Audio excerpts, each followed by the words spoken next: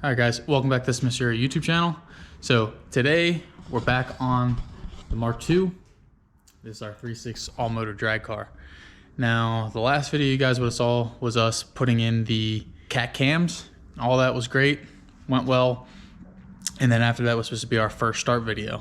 Well, unfortunately, all the footage got lost, and something's happened with my camera. So the next few videos are gonna kind of be like that, where I'm gonna be missing stuff, but oh well. Anyway, so basically right now I'm just recapping the first startup. But basically we had a ton of issues on the first start.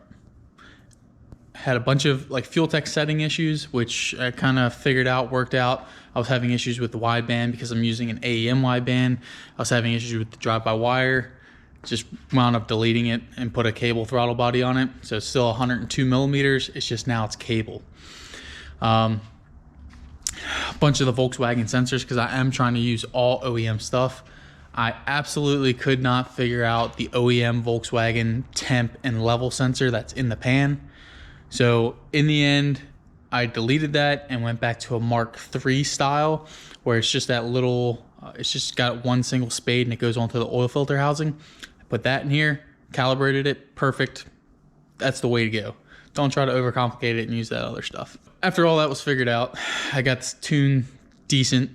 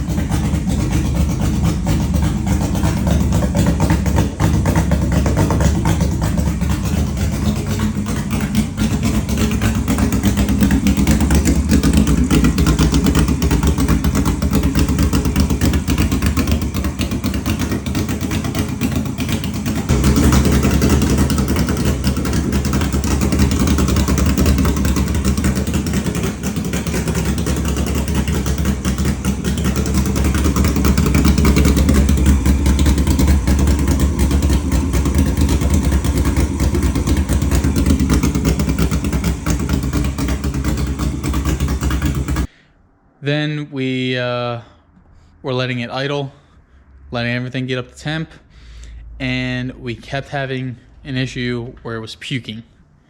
Now, it's a brand new engine, or a brand new build, brand new cylinder head, and at this point, I've tried everything. I've lowered the temp, I've just put the fan directly to hot, just running full blast.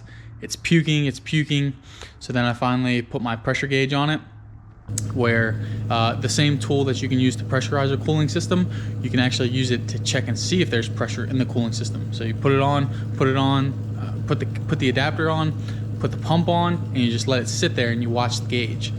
Well, normal cooling systems really should be about like 4 to 5 psi. That's when you know it's pretty healthy. It's got expansion in there, it's heating up, it's good, that's the pressure. But a factory Volkswagen cap, they let excess pressure out at 15 psi, I believe it is. I'm watching it, it's creeping up, it's 15 psi, and then you just keep seeing it going and going and going. We were getting up to like 23 psi of coolant pressure. Now, what I thought, honestly, was that I cracked the cylinder head when I was doing all that porting and stuff like that, but that turns out not to be the case. So I took the cylinder head off after I did compression checks. Everything was dead even across. Did leak down tests. Everything was perfect. No issues at all. So finally just said, I have to pull the cylinder head. Nothing's going to fix itself. I have to pull it off and take it and have it checked out. I called the original machine shop that did the decking and the valve job on, and he said he didn't have the machine for it. So I had to find a specialty shop. Found it. It was $100. It was Ladd's porting service here in Maryland. They did it same day. They said your head's perfect. So what I believe, and I'll show you a picture hopefully, I think I just missed one one bolt torque, either a 90 or a 30, something like that. I had to miss something, because if you look at the cylinder head gasket, you could see a very small deviation, and it was on this front cylinder here. The biggest issue is because these head bolts they're only 9 millimeters.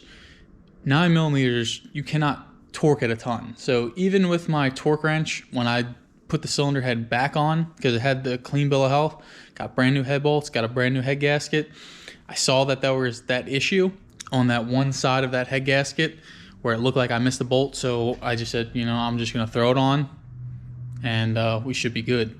So I torqued everything, and watching it on my torque wrench, because my torque wrench, even though it's digital, if you torque a bolt, even with the 90 degrees and let go, it tells you what the foot-pounds was. I went over factory torque even, because it's like 30 Newton meters, then a 90, then a 90. I went to like 40 Newton meters, then a 90, then a 90, and I was only seeing like 45, 47 foot-pounds.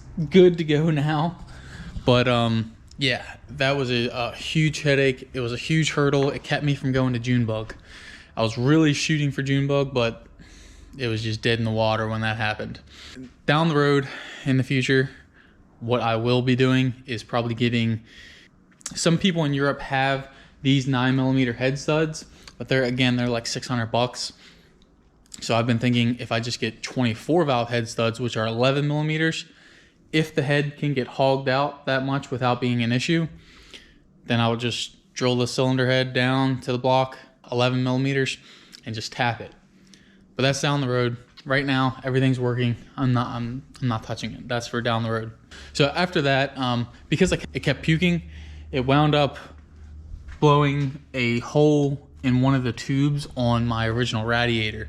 So that was its own issue. So I did just buy just another Civic Rad, and then I took my billet coolant elbow up here and I just welded it's a M22 by 1.5, I believe it is, for the rad fan switch, an OEM rad fan switch. So now it's in this upper rad hose, it's not in the rad. It just makes everything more serviceable. After I fired it up, this thing never gets above 165 degrees. And actually, you'll probably see it later down the road, but I have had issues where it'll be 160 degrees. I'll launch the car, go down the track, and it'll cool off instantly because all the air is rushing through the rad, and it kicks on different like safeties and stuff like that.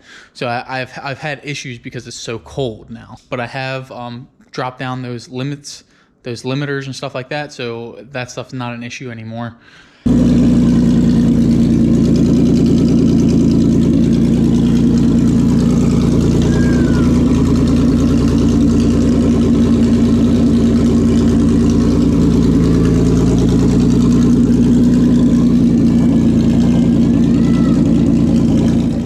Hopefully you guys are still watching.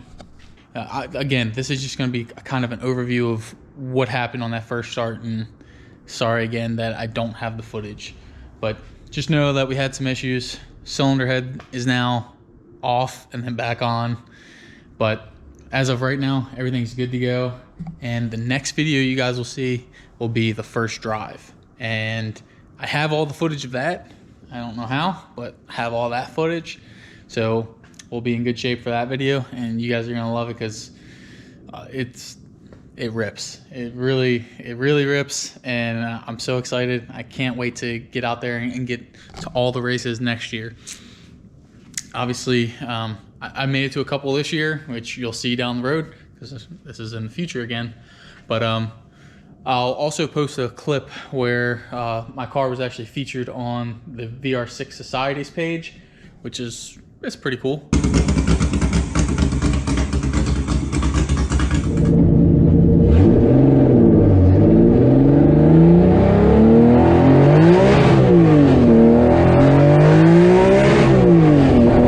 Hopefully you guys will stick around, and do not forget about the next video. That will be a full video, and it will be this car ripping on the street. If you guys made it this long in the video, I'll show you that I am pretty far along now. So I did get some DSS axles. I have not had any issues this year with these axles. These are OEM axles in the car, but we want to get after it. We want to get a better 60, which you guys would be pretty excited to see the 60 foots I've been getting in this. If you guys can, give me a like, comment, subscribe. Share some videos if you can. I really need to start sharing them so this thing will grow a little bit more. I think we're doing pretty good. We're getting up there. I think right now we're close to 3,000 subscribers. So let's get up there. Thanks again for watching, guys.